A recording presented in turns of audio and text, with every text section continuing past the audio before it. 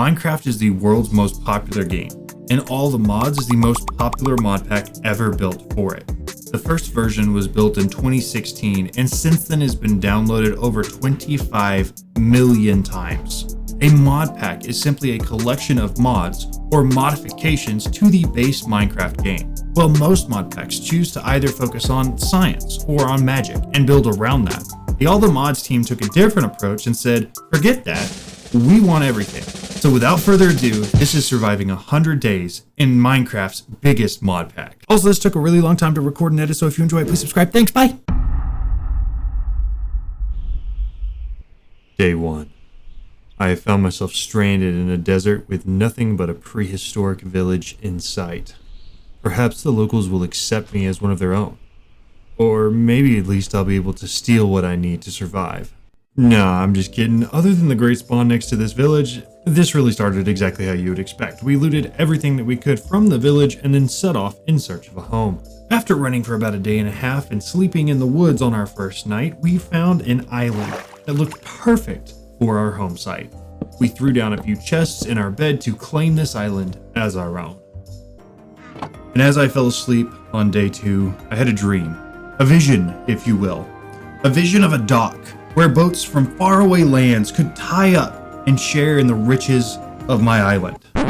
Like seriously, why did I think I was ever going to use a dock in a game where you can literally fly after like 10 days? Like, it's embarrassing, honestly. So we're just going to skip on to day 4. Days 4 through 7 were spent entirely adventuring and exploring and looting structures that already existed in the world. We found a lot of coal inside of a meteor, and inside of a pyramid we found the one item that would continually save my life time and time again. Bunny hoppers. Now these shoes do 2 things. Number 1, they allow you to jump 2 blocks high instead of just 1. And number 2, they negate all fall damage, which, as you'll see later on, is essential in All the Mods 9. On day 8, I knew that I had enough items acquired to finally venture underground, so I did the only logical thing I could think of. I walked 5 steps away and dug a hole straight down. On day 9, we set up 2 additional iron furnaces, our first enchantment table, and mined a ton of resources. Day 10 through 13 was spent exploring and hunting for leather to make our first backpack, and then upon returning on day 14, I finished out the enchantment setup and headed back into the mines for more iron. Cue the epic mining montage.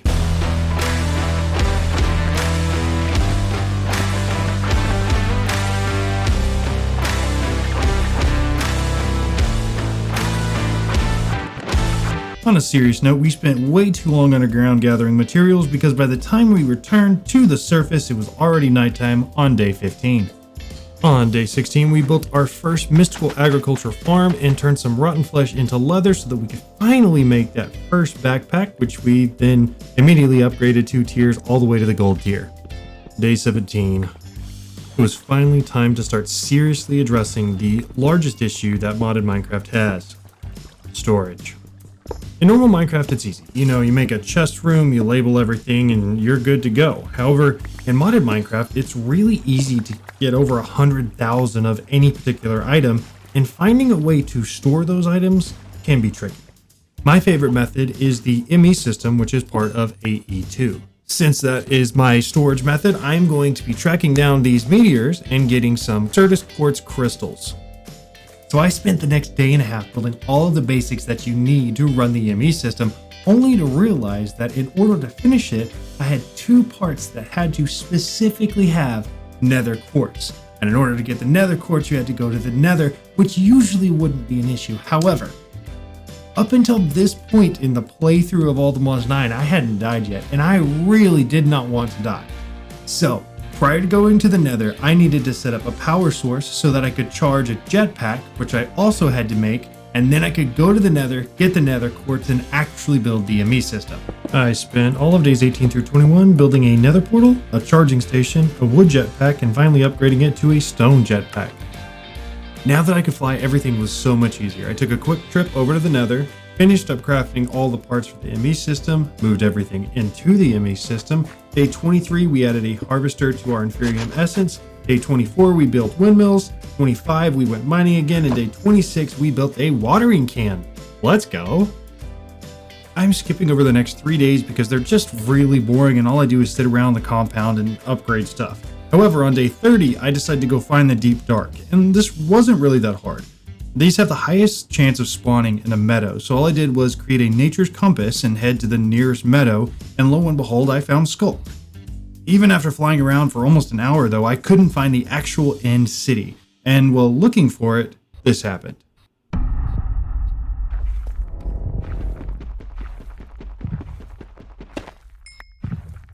I finally had all the modium, and I'm not sure how much of y'all have played all the mods 9 before, but this basically unlocks everything. The mining dimension, unbreakable tools, weapons and armor, and permanent resistance against fire.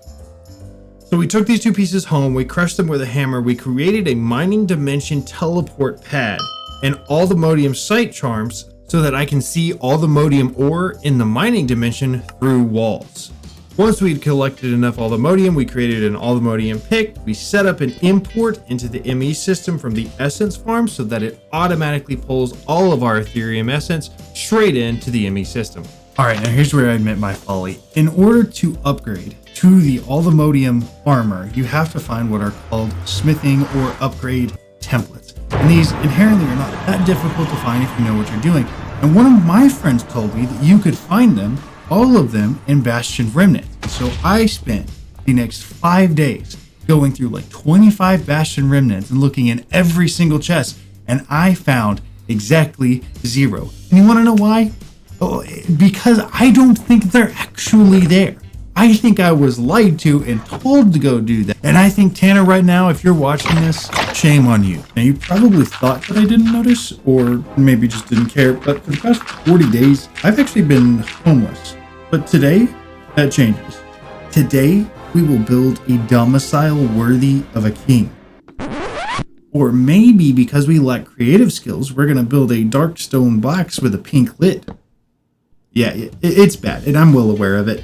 I spent days 41 through 45 frustrated about the smithing templates and building this house, if you even want to call it that. Once I'd finished moving everything inside of my blocks and then put all the windmills on the roof and upgraded several other items around the house, I felt like I finally had the emotional strength to venture back into the Nether. Now, keep in mind, to this point, I still have absolutely no clue what I'm even looking for. I spent close to 3 more actual human hours just looking for the darn template before I finally broke down on day 55 and just looked it up on YouTube. It turns out that the one I was looking for wasn't even there. It was in the ancient city. So I went to the ancient city close to my house, and instead of using a brush on the suspicious clay, I broke it, which means I didn't get a smithing template from it. Then I went to the ancient city close to spawn, and everything had already been taken from that. So I literally just charged up my jetpack and flew in the opposite direction of the closest ancient city. And by day 62, I was finally flying and hoping just to get a single upgrade template so that I could finally upgrade my armor. I had finally found the one block I needed to get my upgrade template, but a warden had just spawned, and so I had to lead him away for a few minutes, and then once he had finally gotten far enough away from the block, I came back to it, used a brush on it, and finally had that smithing upgrade template. Days 64 through 65 were spent upgrading all of my tools and armor to allthemodium now that I had the first upgrade template. Day 66, we started thinking about upgrading to Vibranium armor, and this required the next tier of upgrade template. And that was actually in the Bastion Remnants in the Nether, so we headed out on another adventure. Unfortunately, I'm a big doo-doo head and didn't think to look up where this one was either, so I flew around for 4 days searching for it, and on day 70, we finally found the Vibranium upgrade template and brought it home to duplicate. With all of our armor and tools situated, it was now time to fuel the fires of industry. I needed stuff, and I needed a lot of it. I started by making a dedicated crop field for Certus quartz seeds. This would allow me to make more and bigger storage drives. Next, I created a full field of iron and gold. On day 75, I finally took a chance to sit back and reflect on all that I had built. The storage system, renewable energy, unbreakable tools, my box, and I was proud. But it wasn't enough. I spent the next 3 full days doing nothing but crafting storage drives. And I mean thousands upon thousands of drives. I just had that itch. I needed more. After creating effectively infinite storage, I upgraded several other items on my farms and then headed out to find the end. Now you're probably wondering why that isn't like a bigger deal, and there's 2 reasons. Number 1, the Ender Dragon really doesn't hit that hard in modded Minecraft, and number 2, I can literally fly. So after heading to the end, I flew around for a little bit, trying to look for some unobtainium, which is the highest tier crafting material in modded Minecraft. Once I had enough for a sight potion, I headed home to make it, and then headed back to the end with it and mined a ton of unobtainium.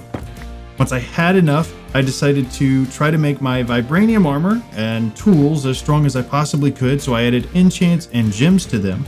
And at this point, honestly, I was basically invincible. With the exception of one location, nothing could really kill me. But now I had a new itch. Power. I needed more power. I spent a little over 3 to 4 days making a ridiculous number of windmills for effectively no reason. It really didn't add anything to my base or give me the ability to do anything. It literally just charged my jetpack a little bit faster. I spent 3 days setting up a brewing station to make resistance potions and enchanting bookshelves to make an enchantment library, which leaves us at day 90. I only had 10 days left to do something big, something that would really leave an impression. Well, the only other thing I could really think of that I needed was a fully automated redstone controlled mob farm. So obviously that's what I built. I took 9 days to gather all of the spawners, build the enclosure, modify the spawners, put down the vector plates, and finally set up the automatic collection for all of the items and the XP. As I sat up on this tree, on day 100, I was proud of all that I had accomplished, but there was still more to be done.